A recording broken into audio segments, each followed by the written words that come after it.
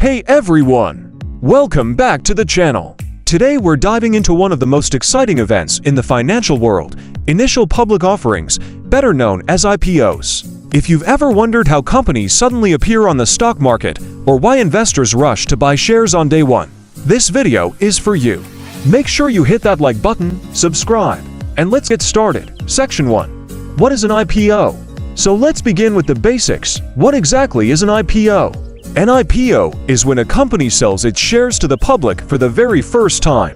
Before this moment, the company is privately owned by founders, early investors, maybe some employees.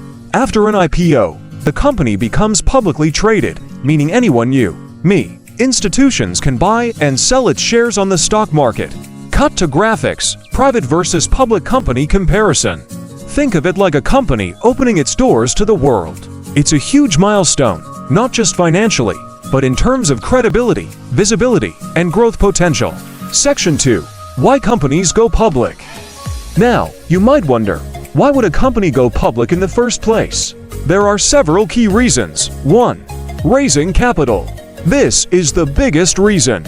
Companies need money to expand, build new factories, hire people, invest in technology, or even acquire other companies. Selling shares in an IPO can raise millions or even billions. 2. Liquidity for early investors. Founders and early investors often have their wealth locked inside the company. An IPO allows them to finally cash out some of that investment. 3. Prestige and brand visibility.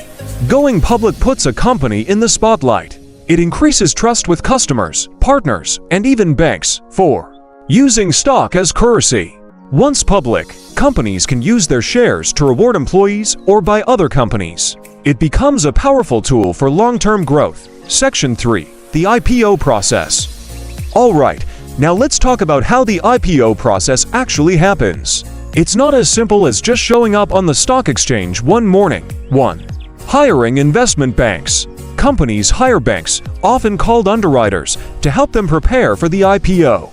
These banks guide the company, set the share price range, and help sell the shares to big investors. 2. Due diligence and paperwork. The company prepares a massive document called a prospectus, which includes financial statements, business risks, and future plans. This part is extremely detailed and can take months. 3. Roadshow. Executives travel around presenting the company's story to large investors, pension funds, asset managers, hedge funds. These investors get the first opportunity to buy shares. 4. Pricing the shares. Based on demand, the underwriters decide the final IPO price. This price determines how much money the company will raise. 5. Listing day. Finally, on IPO day, the stock starts trading publicly. This is when you'll see all the excitement. Prices can jump or drop. Section 4. What investors look for in IPOs? Let's switch to the investor's point of view. IPOs can be exciting, but they're not always a guaranteed win. Here are a few things investors examine before buying into an IPO. 1. Revenue growth. Is the company growing quickly? Fast growth often attracts more investors. 2. Profitability. Some companies go public without making profits, but that increases risk. 3. Industry trend. Is the sector booming or slowing down? Technology, healthcare, green energy, and AI companies are usually hot IPO categories. 4. Competitive advantage. Does the company have something unique? A strong brand, patents, a huge user base. 5. Valuation. Is the IPO priced fairly? If it's overpriced from day one, the stock can drop after listing. Section 5. Risks and downsides. Now here's the part most investors overlook: the risks. Volatility. IPO stocks can be extremely volatile in the early days. Prices can jump 50% up or fall just as fast. Limited information. Even with a prospectus, new public companies have less historical data compared to older ones. Lock-up expiry. After a few months, early investors are allowed to sell their shares. This can flood the market and push the stock price down. Hype versus reality.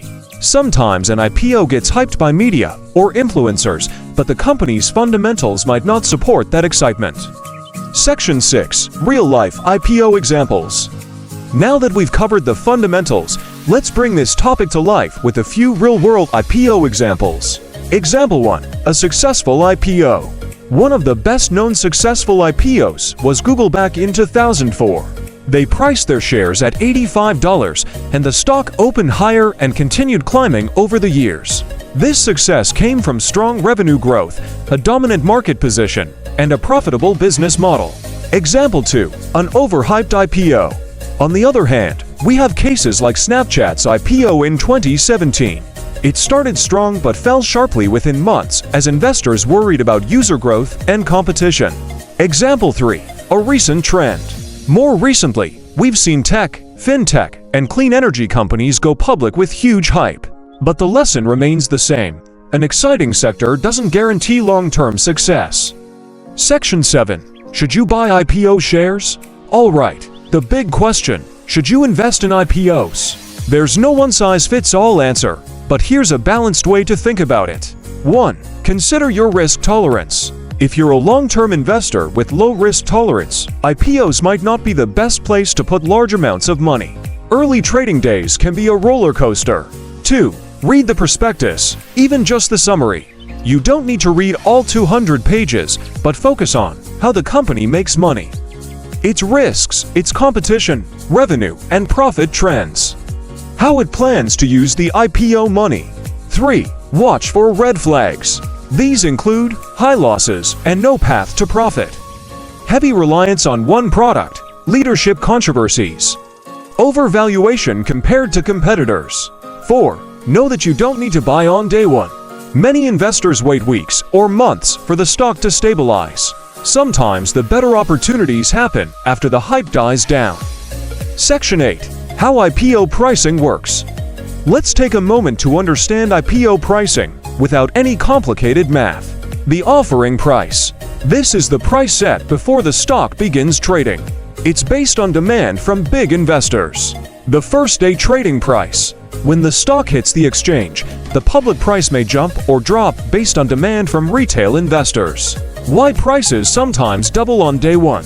This usually means underwriters price the IPO too low. Retail investor demand is extremely high. Market sentiment is strong. Why prices sometimes fall? This happens if the IPO was overpriced, the company's numbers didn't impress investors, overall market conditions are weak. SECTION 9. IPO versus direct listing versus SPAC. Not all companies go public through an IPO. There are two other methods you should know about: direct listings and SPACs. 1. Direct listing. In a direct listing, a company doesn't raise new money. Existing shareholders simply sell their shares directly to the public. Companies like Spotify and Coinbase chose this route. 2. SPAC, Special Purpose Acquisition Company. A SPAC is basically a blank check company that goes public first and then acquires a private business. It's a faster method, but often riskier because transparency can be lower. Comparison. IPO equals traditional, expensive, but structured. Direct listing equals cheaper, good for well-known brands. SPAC equals fast, but riskier for retail investors. Section 10. IPO myths you should avoid.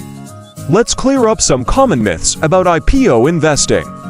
Myth 1. IPO stocks always go up. Nope. Many fall right after listing. Myth 2. Buying an IPO makes you rich quickly.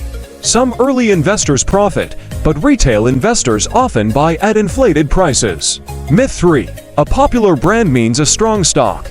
Just because you use the app doesn't mean the business model is profitable. Myth 4. It's too late if you don't buy on day one. Not true. Some of the biggest long-term gains happen months or years after the IPO. Section 11. Tips for smarter IPO investing. Before we wrap up, here are some simple tips for making smarter IPO decisions. Start with industries you understand. It's easier to judge a company when you know the sector. Compare with competitors. Is the company truly unique or just one among many? Don't invest based on hype. Media and influencers often exaggerate the upside. Build a watch list instead of rushing. Track the company after the IPO. Buy only if it proves itself. Use limit orders. IPOs move fast. Set a price you're comfortable with. And that brings us to the end of our full guide to initial public offerings. You now understand what an IPO is, how it works, why companies go public, and how investors can navigate the risks and opportunities. If you learned something today, smash the like button, subscribe to the channel, and tell me in the comments, would you invest in an IPO? Why or why not? Thanks for watching, and I'll see you in the next video.